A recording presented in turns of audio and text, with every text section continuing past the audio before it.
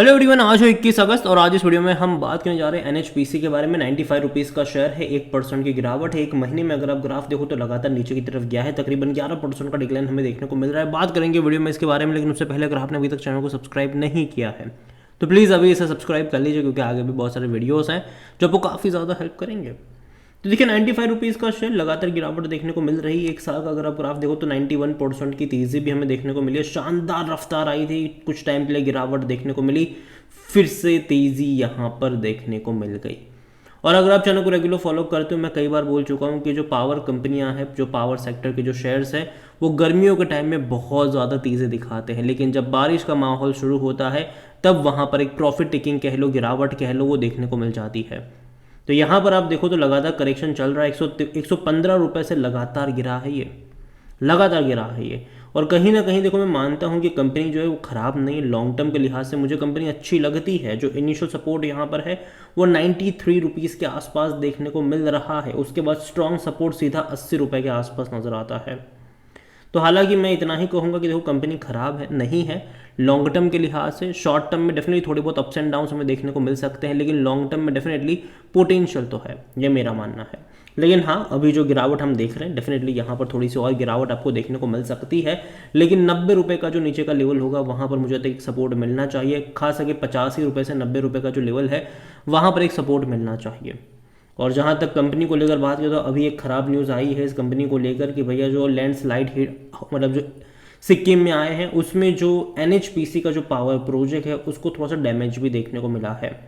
और इसके अलावा देखो तो 17 से 18 घरों में भी डैमेज आया है जो लैंडस्लाइड हो रहे हैं उसके चलते, और 6 को तो यहाँ से इवैक्यूएट भी कराया गया है।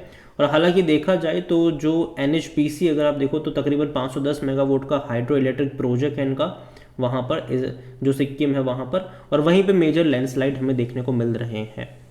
और जाहिर सी बात है ये अच्छी चीज़ नहीं होती, और थोड़े बहुत हैम्पर्स देखने को मिलते हैं। उससे कहीं ना कहीं होता ये है कि देखो, कामकाज अटकता है कुछ टाइम के लिए, कामकाज अटक जाते हैं इनके।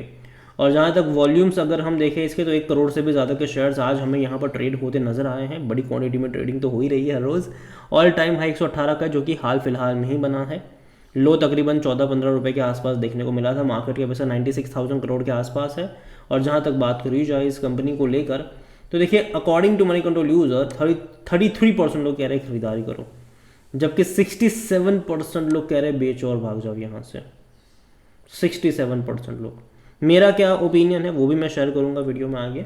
और जहाँ तक देखा जाए तो कंपनी में डिविडेंड की जहाँ तक बात करें तो अच्छा पे कर रहा है, बुरा नहीं है ये।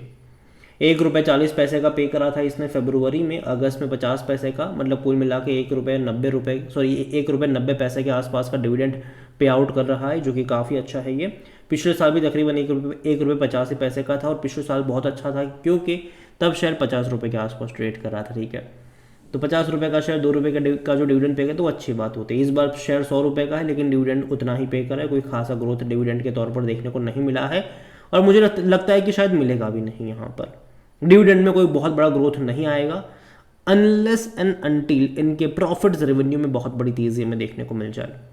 और मैं उम्मीद तो करता हूँ कि देखो वो मिलती हुई नज़र भी आएगी आपको, लेकिन टाइम लगेगा, क्योंकि आने वाले टाइम में मैं उम्मीद तो यही कर रहा हूँ कि जो पावर कंपनीज़ हैं उनके रेवेन्यू प्रॉफिट जो है वो आपको बढ़ते हुए नज़र आने वाले हैं। रीज़न सिंपल सा है कि डिमांड जो है वो बढ़ती रहेगी। धीरे धीरे हम जब इलेक्ट्रिक व्हीकल्स वाले एरा में जा रहे हैं तो कहीं ना कहीं डिमांड वो बढ़ेगी। हाउस होल्ड कंजम्पशन भी अगर आप देखोगे तो वो भी बढ़ता हुआ नज़र आ रहा है। मैन्युफैक्चरिंग की अगर हम बात करें तो इंडिया जो है वो धीरे धीरे मैन्युफैक्चर की तरफ भी बहुत अग्रेसिवली इन्वेस्ट कर रहा है। उसका असर भी होगा कि यहाँ पर भी एक अच्छी खासी तेज़ी आप एक्सपेक्ट करोगे। तो कंजम्पशन जो है वो तो देखो बढ़ेगा ही बढ़ेगा, वो कम होने का मुझे लगता नहीं कि कम होता आपको नज़र आएगा। कंजम्पशन हमेशा इसका बढ़ता रहेगा, ये मेरा मानना है। और जहाँ तक बात करी जाए इसके वैल्यूएशन की, तो 26 का पी जो कि थोड़ा सा महंगा है, और सेक्टर पी 24 का है, थोड़ा सा महंगा है ये। लेकिन अगर मान लीजिए कि यहाँ से 10% का डिक्लाइन आ जाता है तो कहीं ना कहीं वहाँ से इसका जो वैल्यूएशन होगा वो सस्ता हो जाएगा, मतलब उतना महंगा नहीं रहेगा, ठीक ठाक हो जाएगा। और फिर वहाँ से बाय ऑन डिप्स के मौके बन सकते नज़र आ सकते हैं, वहाँ पे लोगों के बाइंग इंटरेस्ट जनरेट होते हुए नज़र आ सकते हैं आपको। और जहाँ तक फिनेंशियल्स देखे तो देखिए लास्ट क्वार्टर के नंबर जो थे वो अच्छे थे, लेकिन उतने भी अच्छे मैं नहीं कहूँगा। रीज़न ये है कि हमेशा इतने रिजल्ट्स की एक्सपेक्टेशन तो इनकी हर क्वार्टर से ही होती है। जैसे कि जून क्वार्टर में 3,125 करोड़ का रेवेन्यू था और तकरीबन 1,028 करोड़ का प्रॉफिट था, जो कि अगर आप कंपेयर करते हो दिसंबर और मार्च से तो भैया बहुत अच्छे लगेंगे आपको। लेकिन अगर आप पिछले साल से कंपेयर करोगे तो ठीक ठाक है भाई, उतना बड़ा ग्रोथ भी नहीं है। रेवेन्यू में हल्का सा ग्रोथ है, प्रॉफिट में कोई ग्रोथ नहीं है, बल्कि थोड़ा सा गिरावट ही यहाँ पर हमें देखने को मिला है। तो ये चीज़ ज़रूर है यहाँ पर कि हर बार इनके जून और सितंबर के नंबर बहुत अच्छे होते हैं, बाद में दिसंबर और मार्च के नंबर में कुछ खास अच्छी तेज़ी देखने को नहीं मिलती है। तो ये चीज़ हर बार होती है, इस बार भी यही है। देखो सितंबर के भी नंबर बहुत अच्छे आएंगे, लेकिन एक्सपेक्टेशन भी तो उतनी ज़्यादा है कि भैया लास्ट ईयर अगर आप देखो तो 3,200 करोड़ के आसपास के रेवेन्यू थे और 1,500 करोड़ से भी ज़्यादा के प्रॉफिट्स थे। ठीक है, तो वो चीज़ें हैं यहाँ पर, और यही वजह भी है यहाँ पर कि मुझे लगता है कि यहाँ पर नंबर्स भले ही सितंबर के अच्छे आए, लेकिन एक्सपेक्टेड हमेशा रहता है ये कि उतने आने के चांसेस रहते हैं ये। ठीक है, और जहाँ तक शेयर होल्डिंग के बारे में देखें तो जो प्रमोटर है उनके पास 67.40% की होल्डिंग है। प्रमोटर कौन है? प्रमोटर यहाँ पर गवर्नमेंट है, सरकारी कंपनी है ये। इंस्टीट्यूशंस में म्यूचुअल फंड के पास 4.36% की होल्डिंग है, डोमेस्टिक के पास 5.92% का स्टेक है, एफआईएल्स 8.97% का स्टेक लेकर बैठे, मतलब अच्छी खासी क्वांटिटी में कह सकते हो कि इंस्टीट्यूशंस बाइंग हमें देखने को मिल रही है, जो कि अच्छी बात है, बुरी चीज़ नहीं है। जहाँ तक रिटेल और अदर्स की बात करें तो 13.36% का स्टेक है उनके पास, जिनमें से रिटेल इन्वेस्टर 9.23% पर है और जो अदर पार्टीज़ है वो 4.13% का स्टेक यहाँ पर लेकर बैठे हुए हैं।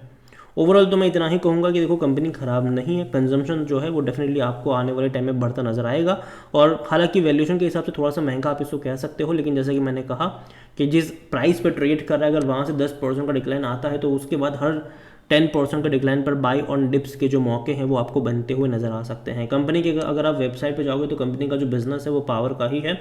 इनके ज़्यादातर जो कैपेसिटी है वो आपको हाइड्रो पावर में देखने को मिल रही है, लेकिन साथ ही साथ कंपनी जो है वो लगातार अपनी कैपेसिटीज़ को सोलार में बढ़ा रहा है। इसी साल इन्होंने अपने सोलार के 2 बड़े प्रोजेक्ट अनाउंस करे थे, जिनमें से एक तो कमीशन भी हो जाएगा यहाँ पर। इसके अलावा विंड एनर्जी सोल्यूशन में भी अगर दे तो विंड प्रोजेक्ट भी बहुत सारे आपको इनके अनाउंस होते नजर आ सकते हैं, और कहीं ना कहीं गवर्नमेंट जो है वो फेवर करती है और ऐसे प्रोजेक्ट को सब्सिडी वगैरह भी देती है, जो कि अच्छी बात है। और ये लॉन्ग टर्म के प्रोजेक्ट होते हैं जिससे कहीं ना कहीं सस्ते दाम पर बिजली भी प्रोड्यूस करी जाती है, तो एक अच्छी बात है इनके लिए। देखो हाइड्रो का तो डेफिनेटली है ही, इनका जो ब्रिजेस जो बड़े बड़े डैम्स होते हैं वहाँ पर इनके प्रोजेक्ट इनके बिजली उत्पन्न करने का काम होता है ये, जो कि काफ़ी अच्छी बात है ये। और अभी जो सिक्किम में दिक्कत हो रही है, जो लैंडस्लाइड हो रहा है, वो इन्हीं के एक प्रोजेक्ट पर है।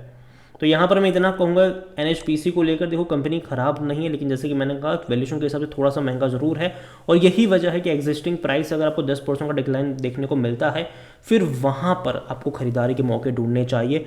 वहाँ से हर 10% का डिक्लाइन पर खरीदारी के मौके ढूंढने चाहिए, एवरेज करने के मौके आपको ढूंढने चाहिए। और वैल्यूएशन पे अगर आप देखोगे तो वहाँ से सस्ते हो सकते हैं, क्योंकि पी रेशो देखो तो हल्का सा महंगा है, लेकिन 10% का डिक्लाइन के बाद पी रेशो भी इसका जो है वो एवरेज हो जाएगा, सस्ता हो जाएगा, ये मेरा मानना है। बाकी मर्जी आपकी है, अगेन ये मेरा पर्सनल ओपिनियन है, कोई भी इन्वेस्टमेंट एडवाइस नहीं है। ये वीडियो को यहीं पे एंड करता हूँ। पसंद आया हो तो लाइक करें, शेयर करें, चैनल अगर पहली बार है तो प्लीज़ सब्सक्राइब करें, और एनएचपीसी के बारे में आप क्या सोचते हैं वो भी आप मुझे कमेंट में लिख के बता सकते हैं। Thank you.